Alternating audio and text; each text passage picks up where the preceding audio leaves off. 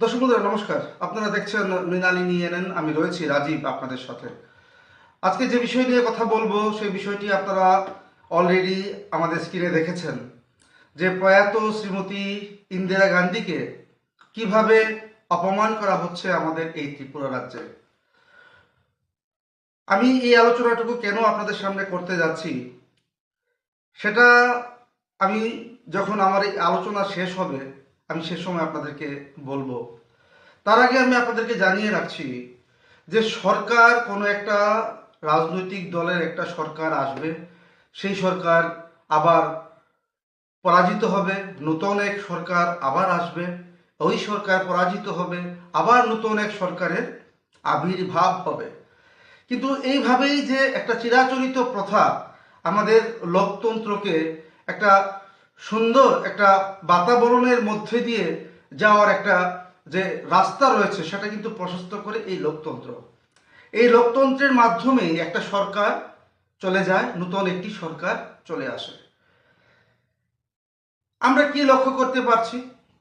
আমাদের ত্রিপুরা রাজ্যে একটা সময় কংগ্রেস ছিল, পরবর্তী সময়ে বামফ্রন্ট শাসন করেছে, এখন বিজেপি শাসন করছে। কিন্তু আমরা কি দেখতে পাই, বিভিন্ন সময় বিভিন্ন জায়গাতে যারা যারা আমাদের দেশের ব্যক্তিত্ব, যারা যারা আমাদের দেশের নামকরা রাজনৈতিক যে ব্যক্তিত্বরা যারা রয়েছেন তাদেরকে আমরা অপমান করি। সেটা কংগ্রেসেরই হোক, বিজেপিরই হোক বা বামফ্রন্টেরই হোক। একটা সভ্য সমাজকে আমরা এই ধরনের কাজ করতে পারি? শ্রীমতী প্রয়াত ইন্দিরা গান্ধীকে সারা ভারতবর্ষ আয়রন লেডি হিসেবে জানেন। কিন্তু আপনারা লক্ষ্য করবেন আমাদের ত্রিপুরা রাজ্যের বিভিন্ন জায়গায়, বলতে আমার খারাপ লাগছে কিন্তু যেটা সত্য, যেটা বাস্তব, সেটা আপনাদের সঙ্গে শেয়ার করতেই হয়, বা সেটা আপনারা দেখেছেন, এখানে আমার নতুন করে বলার আর অপেক্ষা রাখছে না। বিভিন্ন জায়গায় দেখবেন যে সকল মূর্তিগুলো রয়েছে, বিশেষ করে ইন্দিরা গান্ধী এবং রাজীব গান্ধীর যে মূর্তিগুলো রয়েছে সারা ত্রিপুরা রাজ্যের বিভিন্ন প্রান্তে, কোনোটার মাথা ভাঙা, কোনোটার নাক ভাঙা, কোথাও বা আমি দেখতে পেয়েছি যে গলার মধ্যে জুতোর মালা পরিয়ে রেখেছে। আজকে শ্রীমতী ইন্দিরা গান্ধীর মূর্তির সামনে যে ধরনের ঘটনা সংঘটিত হয়েছে বিশালগড় এলাকায়, সেটা সত্যি একজন সংবাদকর্মী হিসেবে নিন্দা না জানিয়ে আমি পারলাম না। আজকে সকালবেলায় আমার কাছে খবর আসে যে ইন্দিরা গান্ধীর যে মূর্তি রয়েছে, যে ডিভাইডার রয়েছে বিশালগড়ে, তার যে সামনে যে ইন্দিরা গান্ধীর যে মূর্তিটা রয়েছে সেখানে বিধায়কের পক্ষ থেকে যারা নারীরা যারা রয়েছেন তাদেরকে সম্মান জানানো হবে। ভালো কথা, ভালো উদ্যোগ এটা বিজেপির পক্ষ থেকে, বিজেপি দলের পক্ষ থেকে যারা নারীরা যারা রয়েছেন, যারা জন্ম দিয়েছেন সন্তানদেরকে, তাদেরকে সম্মান দেওয়া হবে বিধায়কের পক্ষ থেকে তথা দলের পক্ষ থেকে। কিন্তু এলাকার মানুষরা বা আমরা সংবাদকর্মী হিসেবে আমরা কি প্রশ্ন রাখতে পারি না বিধায়কের কাছে বা এলাকার যারা যারা শাসক দলের কার্যকর্তারা আছেন, আপনারা নারীদেরকে সম্মান জানাচ্ছেন আর একজন নারীকে অপমান করে? এবং সে কি ধরনের নারী? উনি হচ্ছেন ইন্দিরা গান্ধী, যিনি মৃত্যুর আগের দিন পর্যন্ত বলে গেছেন যে আমার এক একটা রক্ত কণা আমি দেশের জন্য বিসর্জন দিতে পর্যন্ত রাজি রয়েছি। পরের দিন উনি আততায়ীদের গুলিতে ওনার বাড়িতে উনি নিহত হয়েছিলেন। সেটা কি আমাদের ভারতবর্ষের লোকরা কি আমরা এত সহজেই ভুলে যাব? অনেকে হয়তো ভুলে যান, টাকার কারণে, প্রতাপ প্রতিপত্তির কারণে অনেকে ভুলে যান ওই সকল নারীদের, যে সকল নারীরা আজকে নারী দিবস আমরা পালন করছি। একজন নারীকে অপমান করে, লাঞ্ছনা দিয়ে, নির্যাতন করে কখনোই আরেকজন নারীকে সম্মাননা প্রদান করা যায় না এবং সেটা সার্থকতা পায় না। আজকে বিশালগড়ে যে ঘটনা আমি আপনাদের সামনে বললাম, ঠিক ইন্দিরা গান্ধীর মুখের সামনে রয়েছে একটা বড় ফ্ল্যাক্স, যেখানে বলা হচ্ছে যে নারীদেরকে সম্মান প্রদান করা হবে। এটা কি নারীদেরকে সম্মান প্রদান করার একটা সিস্টেম হলো? তাই আমি সারা ত্রিপুরা রাজ্যে দেখছি, ক্ষয়ও দেখলাম, বৈদ্যনাথ মজুমদার যিনি প্রয়াত হয়েছেন, যিনি সারা জীবন বামফ্রন্ট করে গেছেন এবং নিজের জীবনে যা যা ছিল সহায় সম্বল সম্পত্তি সব এই বামফ্রন্ট পার্টির নামে উনি দান করে দিয়ে গেছেন। সেই বৈদ্যনাথ মজুমদার আজকে ওনার যে মর্মর মূর্তি রয়েছে তাকে অপমান করা হচ্ছে। ইন্দিরা গান্ধীর মূর্তি বিভিন্ন জায়গায় রয়েছে, আপনারা লক্ষ্য করবেন। আমার বলতে খুব কষ্ট হয় এবং দুঃখ হয়, কারণ ওনারা হচ্ছেন আমাদের ভারতবর্ষের একজন, মানে কি বলবো, আমি কি বলে ওনাদেরকে আখ্যায়িত করবো সে ভাষাটুকু আমার নেই। আজকে আমাদের দেশের প্রধানমন্ত্রী রয়েছেন সম্মানীয় নরেন্দ্র মোদী, এর আগে ছিলেন অটল বিহারী বাজপেয়ীজি। ওনাদেরও মর্মর মূর্তি ধীরে ধীরে স্থাপিত হবে বিভিন্ন জায়গায়। ওনারা সবাই সম্মানীয় ব্যক্তিত্ব। নরেন্দ্র মোদী যেমন চাইছেন সারা ভারতকে উনি এগিয়ে নিয়ে যেতে চেষ্টা করছেন, অনবরত উনি পরিশ্রম করে চলছেন। অটল বিহারী বাজপেয়ীজি উনি তো করে গেছেন। ওনারা হচ্ছেন আমাদের ভারতবর্ষের প্রাণ। ওনাদের কারণে আজকে আমরা ভারতবর্ষে শ্বাস নিতে পারছি। কিন্তু আজকে দেখা যাচ্ছে বিভিন্ন জায়গায় রাজীব গান্ধী বলুন, ইন্দিরা গান্ধী বলুন, বৈদ্যনাথ মজুমদার বলুন, তাদের মূর্তিকে অপমান করা হচ্ছে। কিছু কিছু জায়গায় যারা আপনারা আছেন, আমি নাম বলবো না, আপনারা জানেন আপনার বাড়ির সামনে যে রাজীব গান্ধী স্ট্যাচুটা ছিল সেটা এখন সুস্থ নেই। ওকে ভেঙে চুরমাচুর করে দিয়ে দেওয়া হয়েছে। ইন্দিরা গান্ধীর নাক কেটে দেওয়া হয়েছে, কান কেটে দেওয়া হয়েছে, সেটা ভাবা যায়। দর্শক বন্ধুরা, আজকে আমি এই আলোচনাটুকু করলাম জানেন কেন? এই আলোচনাটুকু করার প্রয়োজন ছিল, কারণ যারা প্রকৃত বিজেপি তারা কখনোই এই ধরনের কাজ করতে পারেন না। যারা প্রকৃত বামফ্রন্ট আমলেও দেখেছি আমি, যখন বামফ্রন্ট ক্ষমতায় এসেছে তখন কংগ্রেসের এই সকল যারা বরিষ্ঠ নেতারা যারা ছিলেন তাদের মর্মমূর্তির উপরও ওনারা অপমান করেছেন, বামফ্রন্ট থেকেও আমি দেখেছি। কিন্তু আমি কেন বললাম এই কথাটা এখানে বলার একটা মাত্র কারণ, আপনারা সম্মানীয় যারা দর্শকরা রয়েছেন আপনারা বিচার করবেন। যদি আমার কোনো ভুল হয় অবশ্যই কমেন্ট বক্সে আপনাদের বক্তব্য রাখবেন, রাজীবকে শুধরিয়ে দেবেন। কারণ যারা এই সকল কাজ করছে বামফ্রন্টে থেকে, রাহুল গান্ধী ভুল বললাম, রাজীব গান্ধী ইন্দিরা গান্ধীর মূর্তিকে অপমান করা, সেটা কি বামফ্রন্টের নেতৃত্ব শিখিয়ে দিয়েছে? কখনোই না। আজকে বিজেপি আমলে ইন্দিরা গান্ধীর মূর্তিকে ঢেকে নারীদেরকে সম্মান দেওয়ার কথা বলা হচ্ছে। সেটা কি প্রকৃত অর্থে কি যারা বিজেপি নেতৃত্ব যারা রয়েছেন ওনারা কি ওনাদেরকে বলে দিয়েছেন এইভাবে একজন নারীকে, যিনি আয়রন লেডি হিসেবে পরিচিত আমাদের ভারতবর্ষে, ওনাকে অপমান করে নারীদেরকে সম্মান দেওয়া, সেটা কি বর্তমান শাসনকালে যে বিজেপি রয়েছে তারা কি শিখিয়ে দিয়েছে? সেটা কোনো মতেই আমি বিশ্বাস করব না। আমি কেন বলছি এই কথাটা আপনাদের কাছে, কারণ যারা ইন্দিরা গান্ধীর মূর্তিকে আজকে অপমান করতে পারে, অপমান করার সাহস পায় বা অপমান করার প্রবৃত্তি মনের মধ্যে আসে, যারা বৈদ্যনাথ মজুমদারের মূর্তি ভাঙতে পারে, যারা বৈদ্যনাথ মজুমদারের মূর্তিকে অপমান করতে পারে, তারা কখনোই প্রকৃত না কংগ্রেস, না সিপিএম, না বিজেপি। কিন্তু যখন যে দল ক্ষমতায় থাকে তারা হয়তো সেটাকে সেরকমভাবে দেখেন না, হয়তোবা অনেকে বলেছেন যে প্রশ্রয় দিয়ে থাকেন কোনো না কোনোভাবে। কিন্তু এগুলোকে প্রশ্রয় দেওয়া মানে কি? ভবিষ্যতে নরেন্দ্র মোদীজির মর্মর মূর্তিও স্থাপিত হবে, অমিত শাহজির মর্মর মূর্তিও স্থাপিত হবে, অটল বিহারী বাজপেয়ীজিরও মর্মর মূর্তি স্থাপিত হবে, কারণ তারা ভারতের জন্য অনেক কিছু করে গেছেন। আজকে ভারত এই জায়গাতে কেন, ওনাদের কাজের নিরিখে কিন্তু আজকে আমরা এই জায়গাতে। কিন্তু একজনকে অপমান করে আরেকজনকে আপনি সম্মান দেবেন, সেটা কখনোই তো মানায় না। এও প্রধানমন্ত্রী প্রয়াত যিনি ইন্দিরা গান্ধী রয়েছেন, ওনার এ ধরনের অপমান, এটা ভারতবাসী, সে কংগ্রেসও করতে পারে, বিজেপিও করতে পারে, সিপিএমও করতে পারে, যে যার দল সে করতেই পারে। কিন্তু একজন প্রয়াত প্রধানমন্ত্রী তো কোনো কংগ্রেসের প্রধানমন্ত্রী নন, উনি ছিলেন সারা ভারতের প্রধানমন্ত্রী। আজকে নরেন্দ্র মোদীজি কি উনি শুধু বিজেপির প্রধানমন্ত্রী?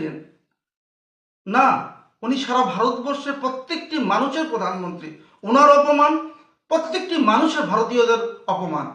কিন্তু আজকে আপনারা দেখুন, এই সময় আজকে বিশালগড় এলাকায় যে ধরনের ঘটনা আজকে সংঘটিত হলো, যেটা আমি প্রত্যক্ষ করেছি, আমি আপনাদেরকে ছবি দেখাচ্ছি, আপনারা দেখতে পাচ্ছেন যে আমার সামনে যে ছবিগুলো রয়েছে। আপনাদের কি মনে হয় কারা এই সকল কাজ করতে পারে? তারা কি প্রকৃত অর্থেই বিজেপি? সেটা কিন্তু আমার বিশ্বাস হয় না। প্রকৃত একজন বিজেপি এই কাজ করতে পারে না। কারণ বিজেপি আজকে যারা করছে তারা কিন্তু বেশিরভাগ একটা সময় কংগ্রেস করতেন। তো আপনারা চিন্তা করুন, যারা এই সকল কাজ করছে তারা কি প্রকৃত অর্থেই সে সময় কংগ্রেসকে ভালোবাসতে? কংগ্রেসকে সে সময় ভালোবাসতেন না। তারা তাদের নিজের আখেরের কারণে কংগ্রেসকে ভালোবাসতেন। না হয়তো আজকে কংগ্রেস সরকারে নেই, কিন্তু আজকে প্রধানমন্ত্রী প্রয়াত ইন্দিরা গান্ধীকে ওনারা অপমান করছে। এই সকল লোকেরাই কিন্তু বিভিন্ন দল চেঞ্জ করে, সেই দলের আনুগত্য প্রকাশ করে, এই সকল কাজগুলো করে, যাতে দলের মধ্যে নিজেদেরকে একটা জায়গায় নিয়ে রাখতে পারে এবং বেশি বেশি শাসক দলের ভক্ত বলে প্রমাণ দিতে পারে। এই সকল লোকেরা কখনোই কোনো দলের বিশ্বাসযোগ্য হতে পারে না দর্শক বন্ধুরা, যেটা আমি ব্যক্তিগতভাবে মনে করি।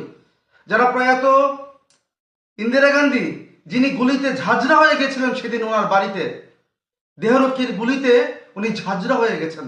কেন ঝাঁঝরা হয়েছেন?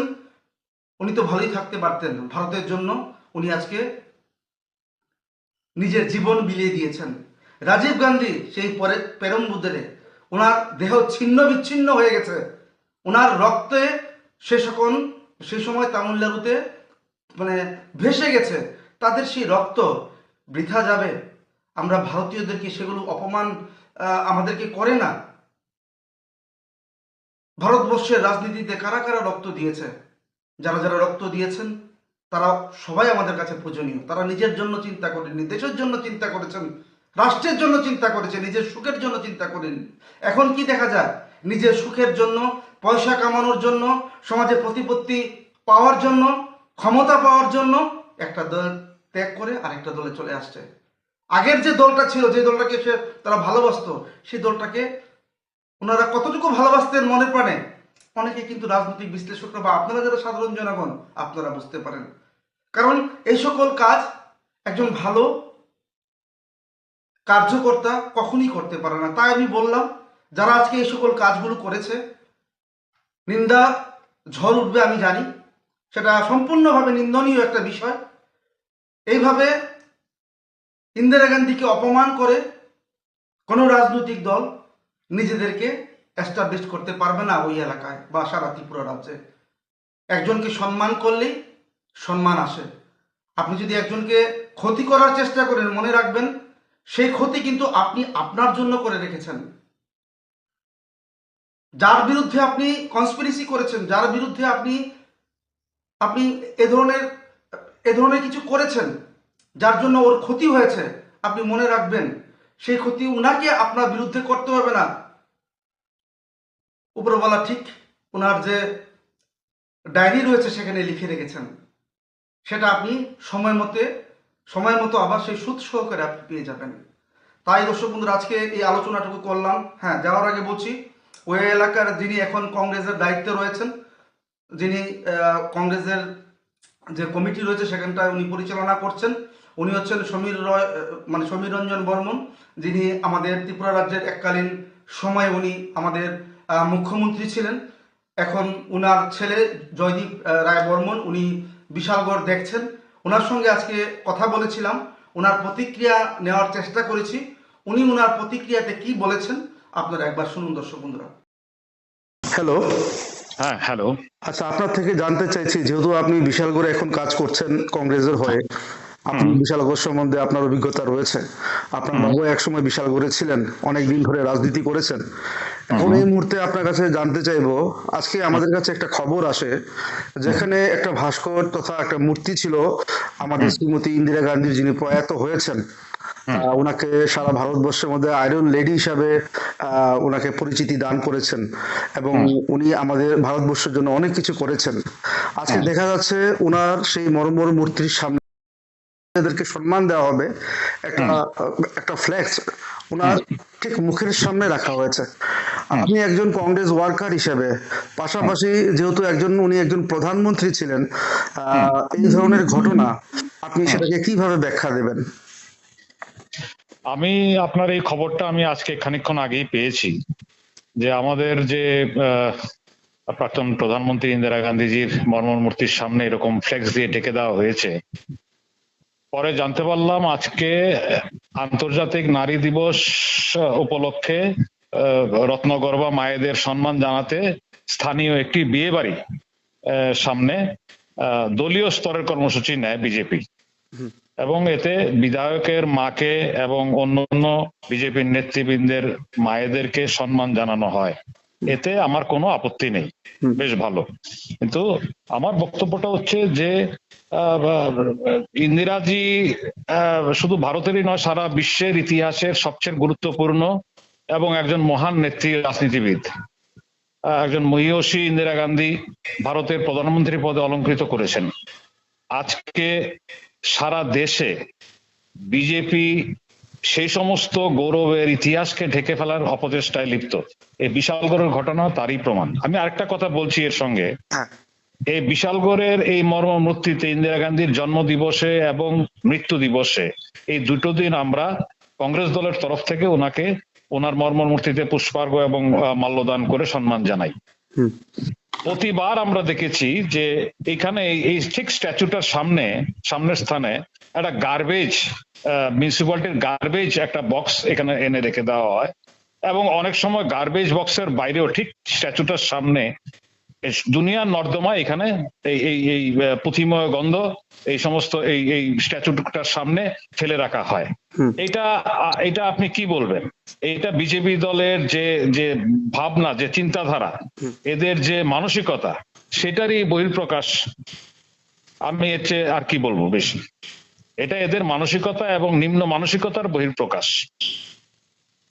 ধন্যবাদ আপনাকে, অসংখ্য ধন্যবাদ জয়দীপ বাবু, আপনি আপনার মূল্যবান মতামত দিয়েছেন। কারণ আপনি এখানে অনেকদিন ধরে কংগ্রেস হয়ে কাজ করছেন, এবং যেহেতু প্রয়াত প্রধানমন্ত্রী শ্রীমতী ইন্দিরা গান্ধী আমাদের দেশের প্রধানমন্ত্রী ছিলেন, এই ধরনের ঘটনা আপনারা কংগ্রেস ওয়ার্কাররা কিভাবে দেখছেন?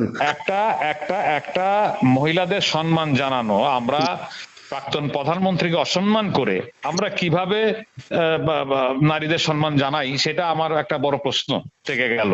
আমার বিজেপি নেতৃত্বের কাছে প্রশ্ন, ভারতবর্ষের প্রাক্তন প্রধানমন্ত্রীর মূর্তিকে ঢেকে অসম্মান করে মিউনিসিপ্যালিটির গার্বেজ এখানে বসিয়ে দিয়ে আমরা কি নারীদের সম্মান প্রদান করছি, সেটা আমি ওনাদের থেকে জানতে চাই। অসংখ্য ধন্যবাদ জয়দীপ বাবু, অসংখ্য ধন্যবাদ মিনালিনী এনএন এর সঙ্গে থাকার জন্য। ধন্যবাদ। দর্শক বন্ধুরা, আপনারা সবটা শুনেছেন। আমি আপনাদের সামনে তুলে ধরেছি যে প্রয়াত প্রধানমন্ত্রী ইন্দিরা গান্ধীকে আজকে কিভাবে অপমান করা হচ্ছে। আর এইভাবে অপমান করে কখনোই কোনো নারীদেরকে সম্মান, সেটা সার্থকতা পায় না। কারণ কি, যে ফ্ল্যাগ বা ফেস্টুনটা লাগানো রয়েছে সেখানে ওই এলাকার যারা রয়েছেন, মায়েরা যারা রয়েছেন, তাদেরকে সম্মাননার একটা বিষয় ছিল। তো যারা মাদেরকে সম্মান দেবেন তারা অবশ্যই একটা ভালো কাজ করছেন। কিন্তু ইন্দিরা গান্ধী, যিনি ভারতের মা বলে অনেকে ওনাকে সম্বোধন করেন, ওনার জীবন বলিদান দিয়েছেন এই ভারতের জন্য, তাকে অসম্মান করে আপনি মাদেরকে সম্মাননা দেবেন, সেটা কতটুকু সার্থকতা পাবে রাজ্যের আপামর জনগণ, আপনারা চিন্তা করবেন। আজকে এই বলে আমি আমার আলোচনা এখানে শেষ করছি, কিন্তু দেখতে থাকবেন দর্শক বন্ধুরা, অবশ্যই মৃণালিনী এনএন।